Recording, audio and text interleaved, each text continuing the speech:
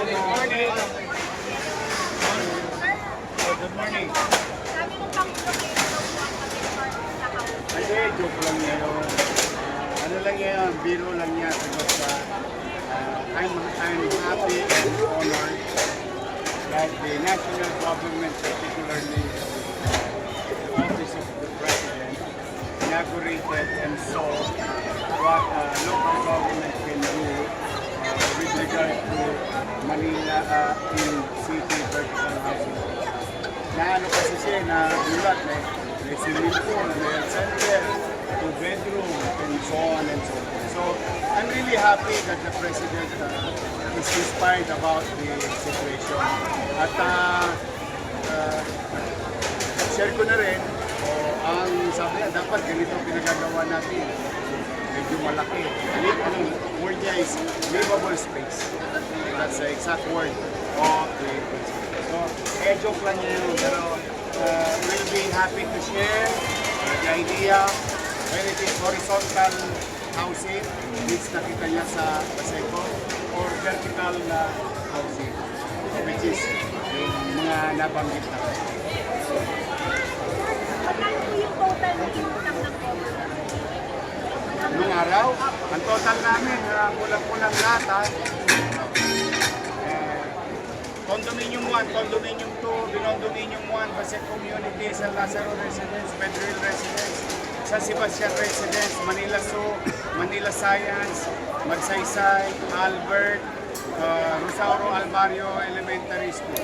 Kulang-kulang 15 billion under the premise of the Mandanas ruling. Yung kasi ang in-access namin, yung future income na what you call windfall in mathematics or accounting, nadali namin yun sa kasagsagan ng pandemic. Mayor, kumusta po ang financial standing ngayon ng lungsod? You were very vocal nung pag-upo ninyo, medyo tagilid di ba? Yes, it cannot be denied. Katulad yung tanong niya, yung obligasyon namin sa bangko, medyo walang problema yun kasi nga, ang basis ng payment noon is the windfall from the Supreme Court ruling about Mandanas.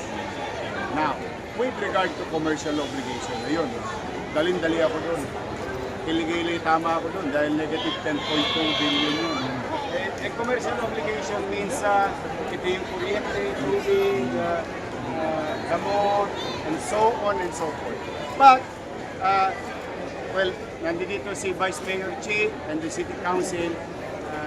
In our own little way, we brought back to light all those policies that we created, fiscal policies that we created in 2019 and 22. Now, having said that, as of today, at least I can honestly say 31% of that negative 10.2 billion commercial obligation already been confronted by the city. Tapos, natutuwa naman ako kahapon, lumabas na yung data. At 55,000 plus business registered in Manila, we have about 2.4% mortality rate or retired, so-called retired business. But we have 12% growth on new businesses. So we have a net 10+% double-digit new business registered in the city of Manila. And very, very happy because of that zoning, that ease of doing business, the e-boss, things are, we put it back and mukhang nagugustuhan ng mga namumuhunan. And that produces about 13,000 jobs. These are specific, these are the data of the city now as we speak. So, may awan Diyos, cross finger, may raraos namin yung December 31 ng 2025. Magkayari, patuloy kami mananalangin na liliwanag muli ang araw sa lungsod ng Maynila sa 2026. That's why we wanted to show the President because through the President's leadership, yung bagong mga memorandum ng PhilHealth galing sa kanyang administrasyon na a-access ngayon namin bilang lokal na pamahalaan at mas maganda ang access namin at mas malaki ang access namin sa PhilHealth bilang lokal na pamahalaan. As you all know, Manila, modesty aside, I think the only city in the Philippines, the biggest healthcare provider with 7 hospitals and 44 health centers. And through the leadership of President Bongbong Marcos, yung binago nila sa PhilHealth na tumaas ng 30%, on top of the 30%, naging 50%, nakapakinabangan namin mga local government. And that we owe it to him.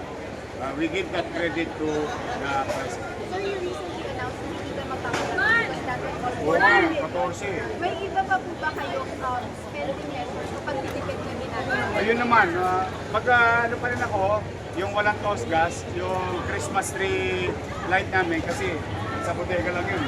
Yung parol talagang ano ko muna, mas minabuti. Kasi while it is true na pagtagumpayan namin na mabigay on time, although kabadong-kabado na ako noon, yung Christmas bonus and cash gift ng mga regular na empleyado. And pinag-iipunan ko ngayon kasi in the past, nabibigay ko yun kahit mahirap ang pera, yung extra cash gift sa COS at saka sa JO. Medyo malaking numero doon. Kaya hopefully, kung loloobin nawa ng Diyos at sa tulong ng mga taxpayers ng Manila, yun muna ang priorities. Sir, may ibang pagtitipid na ginagawa? Marami, ang dami talaga. Oo. Kaya nga puro kahit pintura, pinangihingi ko. Yung mga ina-sprayan ng mga ralista, yung mga pinagpipintura ko doon, pinamamalimos ko doon sa Boysen, sa Davies, hanggat maaari. I'm just grateful that a lot of businesses, individuals are donating again in the city of Manila. Basta pumanatag kayo, magsisinop kami. Gagastos kami kapag kapakinabangan ng utaw. Pero kung ano lang, yung Q-tex lang, pedicure, hindi na muna. Okay pa naman eh. Ayos. Thank you. Thank you.